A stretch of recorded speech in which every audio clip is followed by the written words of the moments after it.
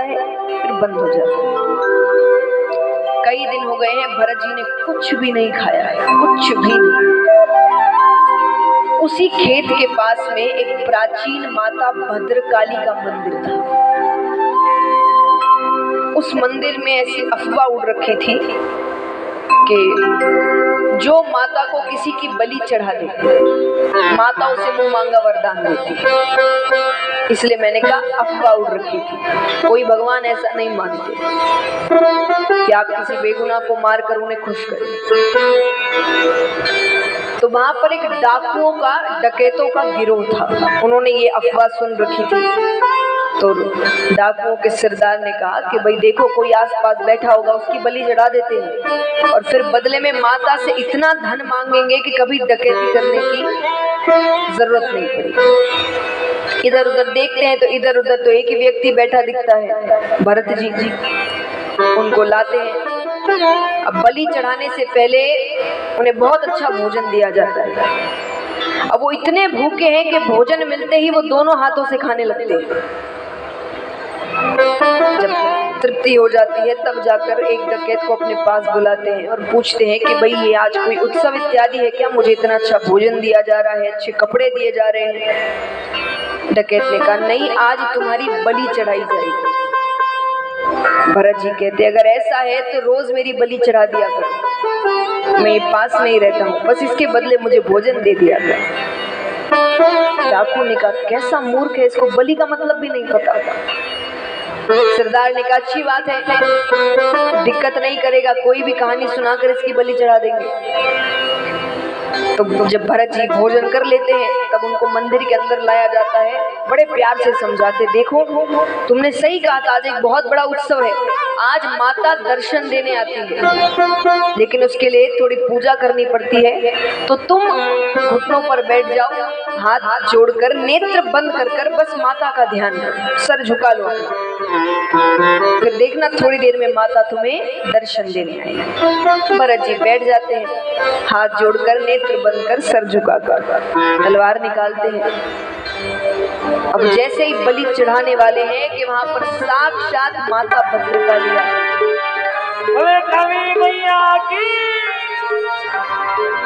डाकुओं के बीच युद्ध होता है, भयंकर युद्ध होता है। जयते भद्रकाली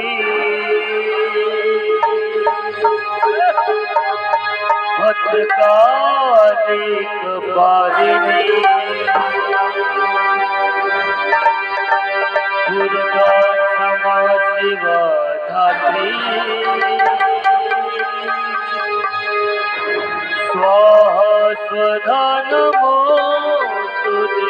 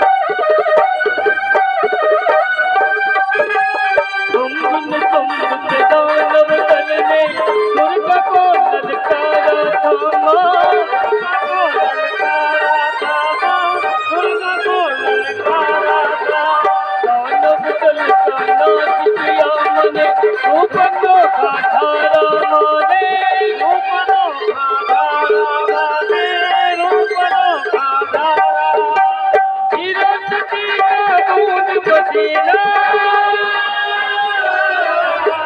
हिरण्यती का दूध पसीना भक्ति विकराली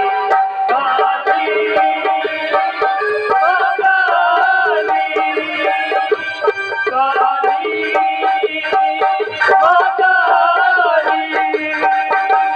जयंती मंगलाकाली भद्रकाली कपालिनी दुर्गा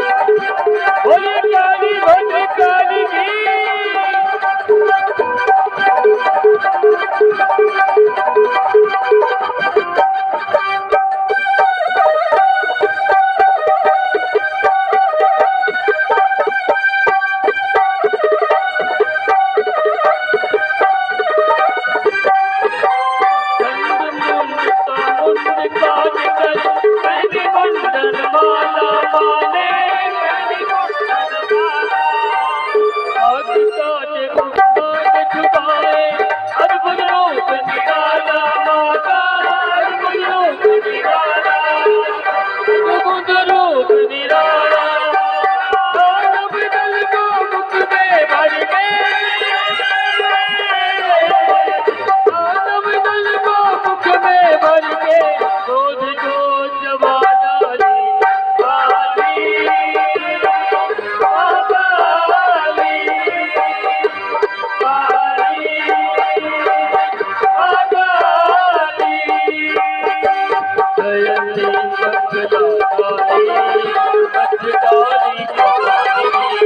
शिवा धात्री स्वाहा नमोस्तुते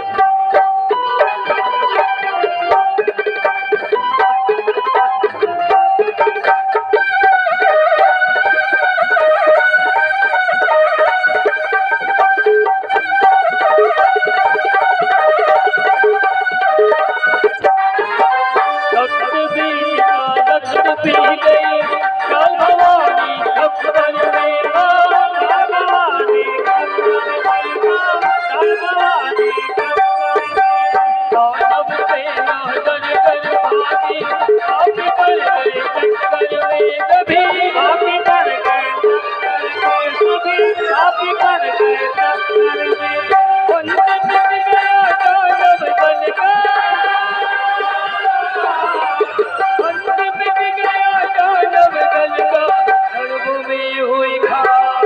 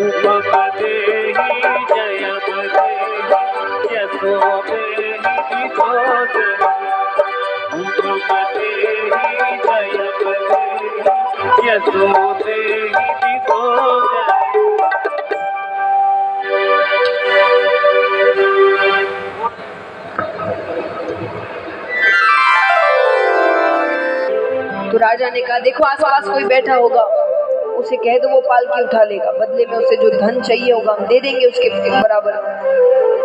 बगल में तो एक ही जन बैठे थे, भरत जी। उन्हें बुलाया जाता है। भरत जी ने कहा, मैं पालकी उठाने को तैयार हूँ और मुझे धन भी नहीं चाहिए। अब वे पालकी उठाकर चल रहे हैं। अब जब से भरत जी ने पालकी उठाई है, राजा को बार बार पालकी का जो ऊपरी हिस्सा है उससे चोट लग रही है। एक बार, दो बार, तीन बार राजा ने अपने सेवक से कहा कि कैसे चल रहे हो, थोड़ा ध्यान से चलो, मुझे चोट लग रही है। सेवकों ने कहा, महाराज हम नहीं चल रहे, और ये जो नया सेवक आया है ना, ये थोड़ा पागल लगता है। क्यों? बोले पता नहीं, कभी आगे कूद जाता है, कभी पीछे कूद जाए, कभी इधर हो जाए, कभी उधर हो जाए, कभी जोर जोर से हंसने लग जाए, कभी रोने लग जाए। अब असलियत क्या थी? समय धीरे धीरे बीत रहा है, अंत समय कब आ जाए किसी को नहीं पता। तो भरत जी सोचते थे कि मैं कोई भी पाप क्यों करूं। तब रास्ते में हम चलते हैं, कई जीव जंतु कीड़े मकोड़े बीच में आते हैं, तो उन्हें बचाने के लिए भरत जी कभी आगे कूद जाए, कभी पीछे हो जाए, कभी इधर हो जाए, कभी उधर हो जाए। अब इन चक्करों में कोई बच जाए तो वो बड़े मुस्कुराते, बहुत खुश हो जाते, लेकिन कोई भूले भटके पैर के नीचे आ ही जाए तो वो रोने लग जाते कि मेरे कारण किसी की मृत्यु हो गई।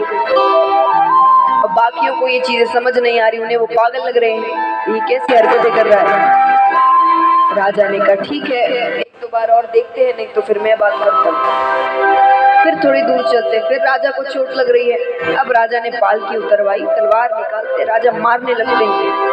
राजा कहते, मैं एक राजा हूँ, एक राजा को चोट लग रही है तुम्हारे कारण, मैं तुम्हें मृत्यु दंड दे सकता हूँ।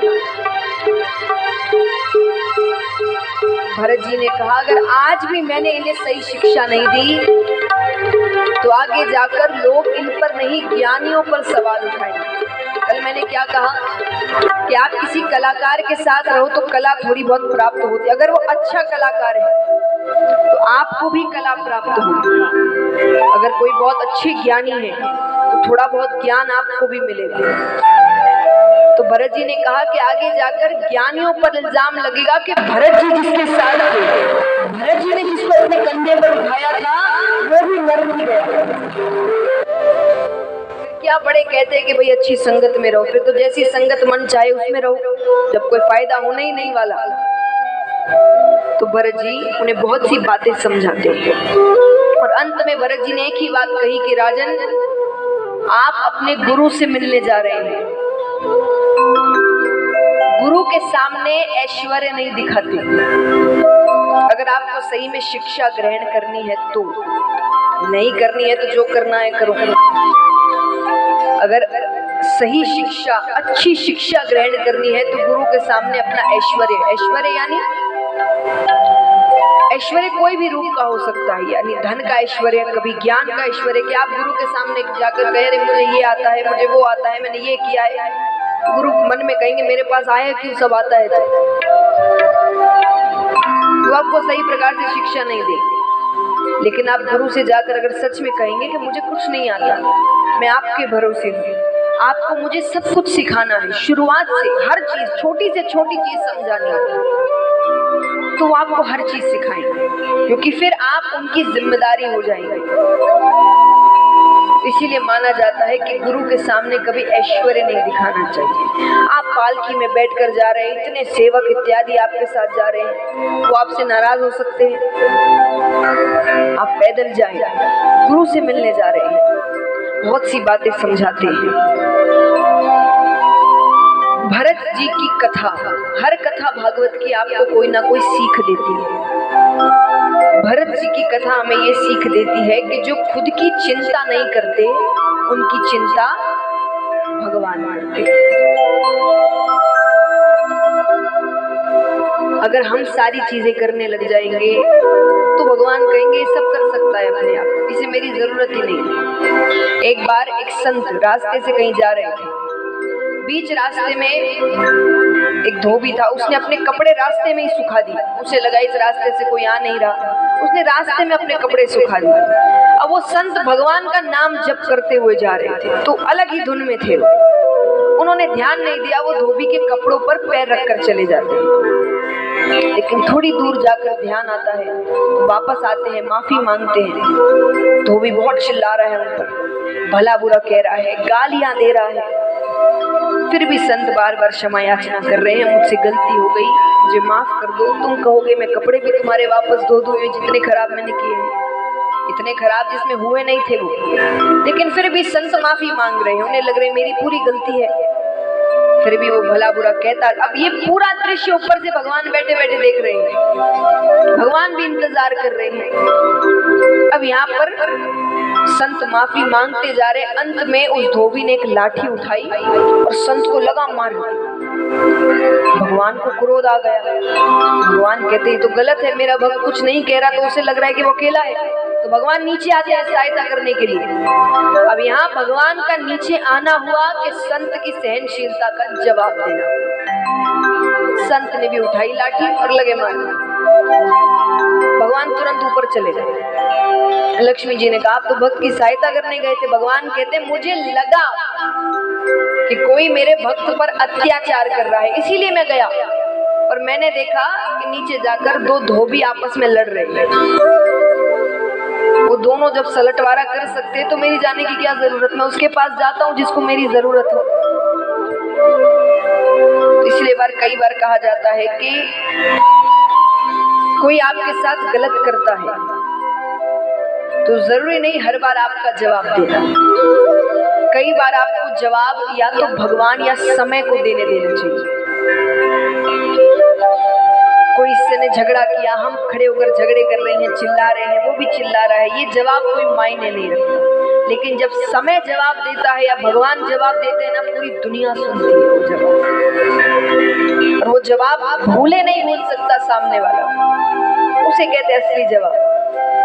वरना दोनों लड़ झगड़ कर घर चले गए, ये क्या है? ना उसे अपनी गलती का एहसास हुआ, वो भी घर जाकर सोचेगा जो किया अच्छा ही किया, व्यक्ति वैसा ही था। तो इसीलिए भगवान पर भरोसा करिए। जो खुद की चिंता नहीं करते उनकी चिंता भगवान करते, और ऐसी चिंता करते हैं आप सोच भी, हमारी सोच जहाँ खत्म होती है ना वहां उनकी सोच शुरू होती है। तो कुछ कुछ जवाब भगवान को देने दीजिए, क्योंकि अगर भरोसा होगा तो भगवान असंभव को संभव करते हैं। ये मैं खुद के अनुभव से बता रही हूँ। कई बार हमारा चुप रहना बहुत अच्छा होता है, हमारा जवाब नहीं देना बहुत अच्छा होता है, क्योंकि जब भगवान जवाब देते हैं वो जवाब देखने लायक होता है। उन पर भरोसा रखें। आइए आपको एक सच्ची घटना सुनाती हूँ, दिल्ली में घटी हुई घटना। और कोई बहुत साल कोई पुराने युगों की घटना नहीं है, कुछ साल पुरानी घटना है।